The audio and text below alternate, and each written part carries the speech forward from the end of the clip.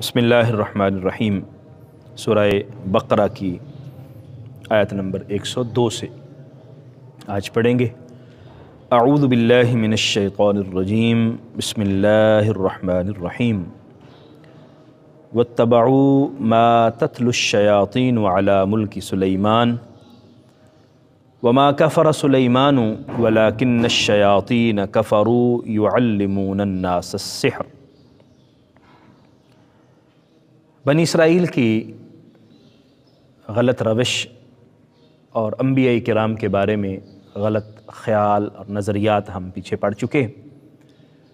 حضرت سلیمان علیہ السلام کے بارے میں ان کی غلط سوچ کا اس آیہ مقدسہ میں بیان کر کے رد کیا گیا۔ حضرت سلیمان علیہ السلام اللہ کے معزز اور محتشم نبی تھے، اور بنی اسرائیل نے ان پر جادو کا الزام لگایا ہوا تھا۔ وہ یہ سمجھتے تھے کہ حضرت سلیمان علیہ السلام کی حکومت اور آپ کے نظام کا سارا دار و مدار جادو پر تھا۔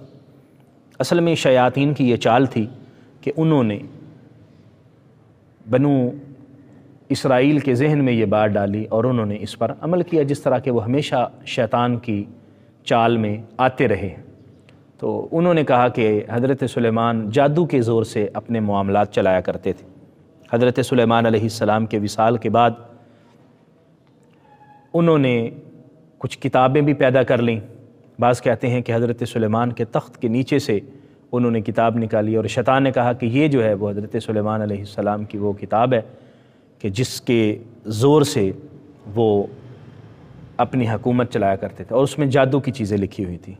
تو انہوں نے حضرت سلیمان کی طرف یہ نسبت کی۔ یاد رکھیے کہ جادو یہ گناہ کبیرہ ہے، اور اگر جادو کے الفاظ کفر پر مشتمل ہوں تو یہ پھر کفر بھی ہے، لیکن کم از کم گناہ کبیرہ تو بہرحال ہے۔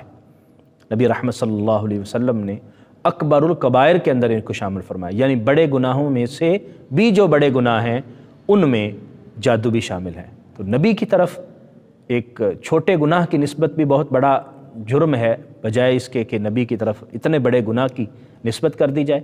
تو اللہ تعالیٰ نے یہاں اس کا رد فرمایا، اور فرمایا کہ یہ تمہاری عادت تھی کہ تم اس طرح کرتے تھے، لوگ اس طرح کرتے تھے۔ قطعاً انبیاء کرام، حضرت سلیمان علیہ السلام اور دیگر انبیاء کرام ان تمام گناہوں سے مبرہ اور منزہ رہے ہیں۔ واتبعوا، انہوں نے اتباع کی، ما تتلو الشیاطین، جو شیاطین تلاوت کرتے تھے، علی ملک سلیمان، حضرت سلیمان علیہ السلام کی حکومت، یعنی حضرت سلیمان کے دور حکومت میں جو شیاطین تلاوت کرتے تھے انہوں نے وہ بات مانی، حضرت سلیمان کی نہیں مانی، جس طرح کہ پہلے بھی یہ نبیوں کی نہیں مانتے رہے۔ وما کفر سلیمان، حضرت سلیمان نے کفر نہیں کیا، ولکن الشیاطین کفروا، بلکہ کفر شیاطین نے کیا۔ وہ کفر کیا کیا؟ یعلمون الناس السحر، وہ لوگوں کو سحر سکھاتے تھے، جادو سکھاتے تھے۔ تو شیاطین لوگوں کو جادو سکھاتے اور کہتے کہ یہ کام کرو، اس سے تمہارا تمام مسئلہ حل ہو جائے گا، تمہاری تمام پریشانیاں اس سے دور ہو جائیں گی، یہ معاملات تمہارے پاس اگر ہوں گے تو کام سیدھا ہو جائے گا۔ تو انہوں نے حضرت سلیمان علیہ السلام کی تعلیمات پر عمل کی بجائے ان کی طرف غلط چیزوں کی نسبت کر دی۔ وما انزل علی الملکین ببابل ہاروت و ماروت، یہاں ان کے ایک اور غلط سوچ کا رد کیا جا رہا ہے، اور یہ سوچ آج کے دور کے اندر بھی بہت سارے لوگوں میں موجود ہے۔ ہاروت اور ماروت یہ دو فرشتے تھے جن کو اللہ تعالیٰ نے لوگوں کی آزمائش کے لیے بھیجا، زمین میں جاؤ اور ان کو بتاؤ کہ ہم اللہ کے فرشتے ہیں اور ان کی آزمائش کرو۔ وہ آ کے لوگوں کو بتاتے کہ ہم اللہ کے فرشتے ہیں، ہمیں آزمائش کے لیے بھیجا گیا ہے، ہم سے جو سیکھنا ہے وہ صحیح باتیں سیکھو، ہم سے غلط باتیں مت سیکھو۔ لوگ ان کے پاس آتے اور ان کو کہتے جادو سکھاؤ۔ تو چونکہ اللہ کی طرف سے آزمائش کے طور پر بھیجے گئے تھے تو وہ ٹھیک ہے، آپ جادو سیکھ لیں۔ تو لوگ ان سے وہ چیزیں سیکھتے جو لوگوں کے درمیان فتنہ انگیزی کرتی، جو لوگوں کے درمیان پریشانی کا باعث بنتی، تفریقہ کا باعث بنتی، جدائی کا باعث بنتی۔ تو یہاں بیان فرمایا گیا وما انزل علی الملکین ببابل ہاروت و ماروت، اور جو فرشتوں پر نازل کیا گیا بابل میں ہاروت اور ماروت پر۔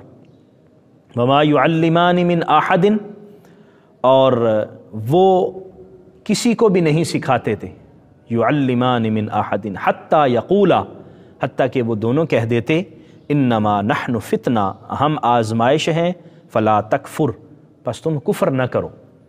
آزمائش اللہ کی طرف سے، اور کفر کا مطلب کیا ہے؟ جادو سیکھنا۔ فَيَتَعَلَّمُونَ مِنْهُمَا مَا يُفَرِّقُونَ بِهِ بَيْنَ الْمَرْءِ وَزَوْجِهِ، تو وہ لوگ یعنی بنی اسرائیل کے کیا کرتے؟ یتعلمون، ان سے سیکھتے، منہما، ان دونوں فرشتوں سے، ہاروت اور ماروت سے، ما یفرقون بہ بین المرء وزوجہ، وہ ان دونوں فرشتوں سے وہ چیزیں سیکھتے یا وہ عملیات سیکھتے جو مرد اور اس کی بیوی کے درمیان تفریق کا باعث بنتی، جو ان کے درمیان جدائی کروا دیتی۔ وما هم بضارین بہ من احد الا باذن اللہ، اور وہ کسی بھی چیز کو نقصان نہیں پہنچا سکتے تھے مگر اللہ کے اذن کے ساتھ۔ دیکھیں اللہ تعالیٰ نے خیر و شر کا نظام دنیا میں قائم کیا ہے، اور یہ پیدا اللہ نے کیا ہے، لیکن اس میں آزمائش ہماری مقصود ہے کہ ہم شر کی طرف جاتے ہیں، خیر کی طرف جاتے ہیں۔ اللہ تبارک و تعالیٰ نے جو شر کی چیزیں ہیں اس کے اندر بھی اثر رکھا ہوا ہے، خیر کی چیزوں کے اندر بھی اثر ہے، لیکن اگر ہم شر کی طرف جائیں گے تو اس میں ہماری کوتاہی اور غلطی ہے۔ یہ نظام ہے اللہ تبارک و تعالیٰ کا، اور جنت اور دوزخ کا یہی سلسلہ ہے۔ اب یہاں ان کی اس غلطی کو بیان کیا گیا کہ وہ عمل کرتے تھے جس سے میاں اور بیوی کے درمیان جدائی پیدا ہو جاتی۔ اللہ تعالیٰ کو یہ چیز بالکل پسند نہیں ہے، لوگوں کے درمیان تفریق کروانا، لوگوں کے درمیان جدائیاں کروانا، لوگوں کے درمیان تفریقہ بازی پیدا کرنا، اللہ کو یہ پسند نہیں ہے۔ وَيَتَعَلَّمُونَ مَا يَضُرُّهُمْ وَلَا يَنفَعُهُمْ، اور وہ سیکھتے جو لوگوں کو نقصان کرتا تھا اور ان کو نفع نہیں پہنچاتا تھا۔ وَلَقَدْ عَلِمُوا، اور وہ یہ علم رکھتے تھے، جانتے تھے، لَمَنِ اشْتَرَاهُ مَا لَهُ فِي الْآخِرَةِ مِنْ خَلَاقٍ، کہ جو چیز وہ خرید رہے ہیں آخرت میں اس کا کوئی حصہ بھی نہیں ہے۔ یعنی دنیا حاصل کرنے کے لیے وہ جادو سیکھ رہے ہیں، دنیا کے مفادات کے لیے جادو سیکھ رہے ہیں، تو دنیا سے ان کو جو حصہ مل رہا ہے سو مل رہا ہے، آخرت میں ان کو اس کا کوئی حصہ نہیں ملے گا۔ وَلَبِئْسَ مَا شَرَوْا بِهِ أَنفُسَهُمْ، بہت بری چیز ہے کہ جس کے عوض وہ اپنے آپ کو فروخت کر رہے ہیں، یعنی اپنے آپ کو بیچ کر دنیا کا مفاد حاصل کر رہے ہیں اور قیامت سے دستبردار ہو رہے ہیں۔ اس سے بڑا نقصان اور کیا ہوگا کہ انسان عارضی فائدے کے لیے دائمی فائدے کو تیاگ دے، اور عارضی نفع کے لیے دائمی فائدے کو جو ہے وہ بھلا دے اور چھوڑ دے۔ لَوْ كَانُوا يَعْلَمُونَ، کاش کہ وہ صحیح معنوں میں علم رکھتے، کاش کہ وہ جان لیتے۔ وَلَوْ أَنَّهُمْ آمَنُوا، اگر وہ ایمان رکھتے، واتقوا، اور تقوی اختیار کرتے، لَمَثُوبَةٌ مِّنْ عِنْدِ اللَّهِ خَيْرٌ، تو اللہ کی بارگاہ میں جو ثواب تھا وہ زیادہ بہتر تھا ان کے لیے۔ لَوْ كَانُوا يَعْلَمُونَ، کاش کہ وہ جان لیتے۔